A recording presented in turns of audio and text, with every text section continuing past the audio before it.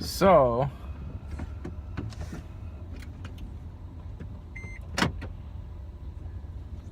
the two reigning belief systems that I'm aware of are either you're believing in a deity and some form of religion, and whichever one you believe in, whether it be Jesus, Allah,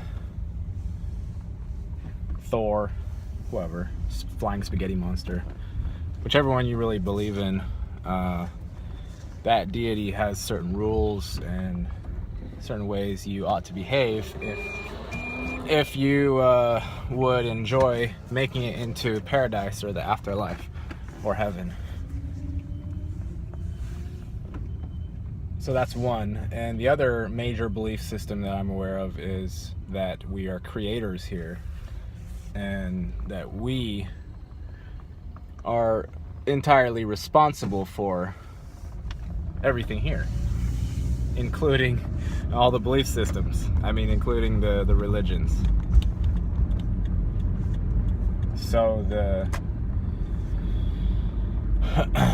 just using intuition, the latter contains the former, so that makes a little more sense, just looking at it for face value. But it also it brings to my mind something important, and that is that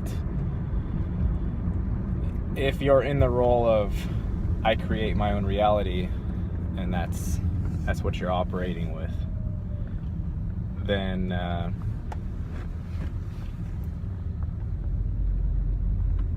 the Christians and the Muslims and the Jewish people and whoever else with their system, they are also creators, and they're also creating their own reality, and they're also creating their deities. And by virtue of the belief itself, they are creating the possibility to fly on off into heaven, and where they will actually experience their heaven, just like we're experiencing this here and now. And it's not heaven by any interpretation. Some people say this could be heaven depending on your viewpoint, but it's not exactly heavenly to me. It's monotonous and mundane, if anything, robotic.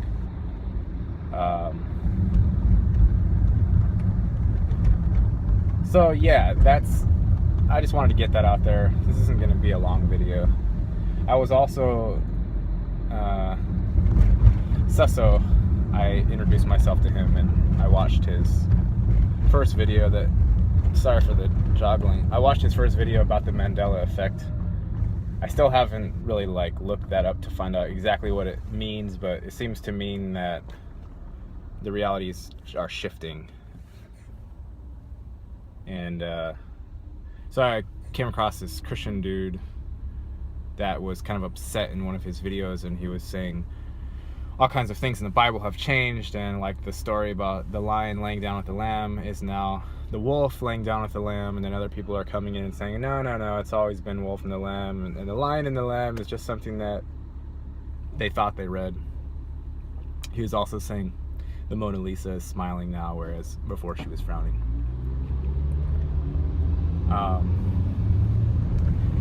Those kind of things don't particularly bother me.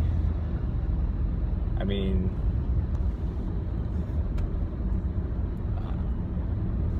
of course we live in a changing reality. Our mind's interpreting everything all the time, and we're much more powerful than we realize as far as I'm concerned. And we're in a very limited state here, intentionally, by whoever, whether it be God or whether it be our higher selves, whatever.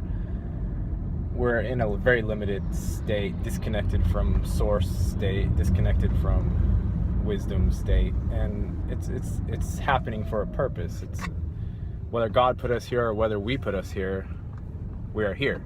So therefore we must deal with what's going on, or not. We can hide under a rock. That's as far as is being able to do, as far as the only law shall be do not harm. even that is not a law, because obviously people are harming other people. So everyone has their own belief system. Sometimes people harm other people for whatever reason. They had a reason for it, whether it was revenge or some emotional reactionary thing or religious slaughter, whatever it is. People, or they could have been just insane. There's a very wide range of things going on here. And likewise, there's a very wide range of interpretations of the things that are appearing to go on here. And, there's a lot of fake things here and there. And we're all stuck in our very limited perception. We can see a couple miles and all around us. And then we have news and other people saying things to sort of create a mental composite of what the earth is and what's going on. And inside of each of our individual heads is completely different.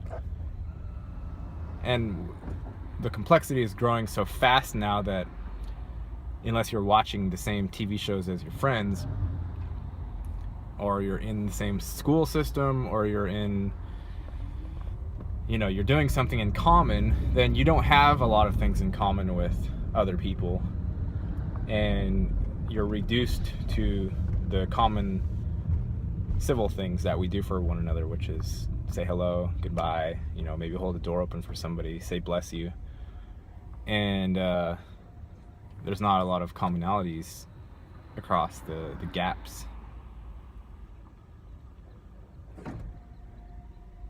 So yeah, the idea of creating your own reality is interesting when religion and religious beliefs and afterlives come into that worldview, because they have that as well. So it's that you're creating your own reality doesn't exclude Christians or Muslims or anybody else that subscribes to a particular belief and afterlife system. That incorporates perfectly fine into the model. They believe, they're creating their reality in which they say, they accept a guy, Jesus, who died on a cross in their story, and they have to accept him into their heart and accept his sacrifice for all their sins, and then only then will they make it to heaven.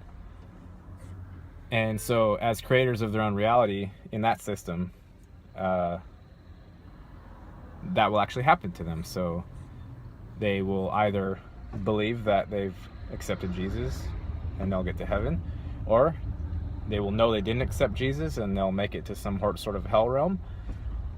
Or also there are probably a few who will doubt the sincerity of their salvation, and they might throw themselves into some sort of purgatory, because that's what they know in their hearts, that they didn't truly accept Jesus as their Savior as per their interpretation of biblical text, and they will create a purgatory, or they might believe that they deserve to be in a hell realm because of that sort of failure.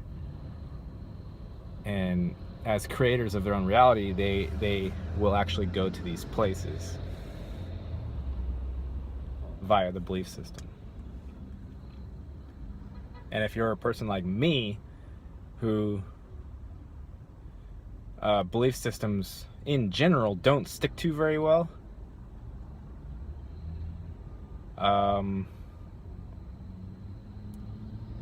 who knows when I die? Who knows if I'll die? Even that's a belief in and of itself. What am I to die in the first place?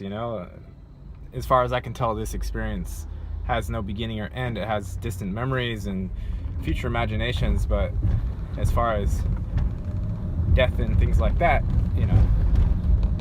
it's an external phenomenon only. And once it becomes internal, like say my physical form dies, then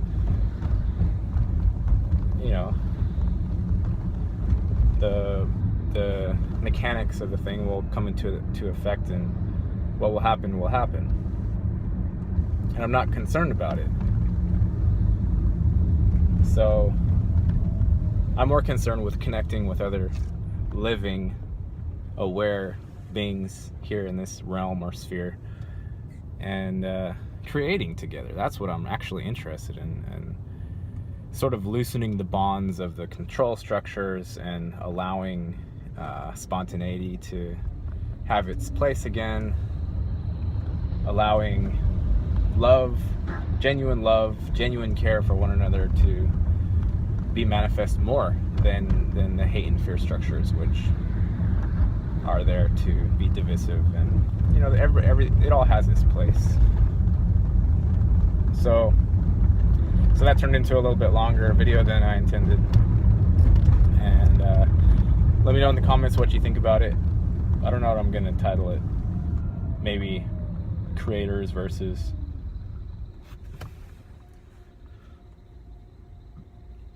what would you call that other viewpoint, the religious viewpoint? You're either a creator or you're a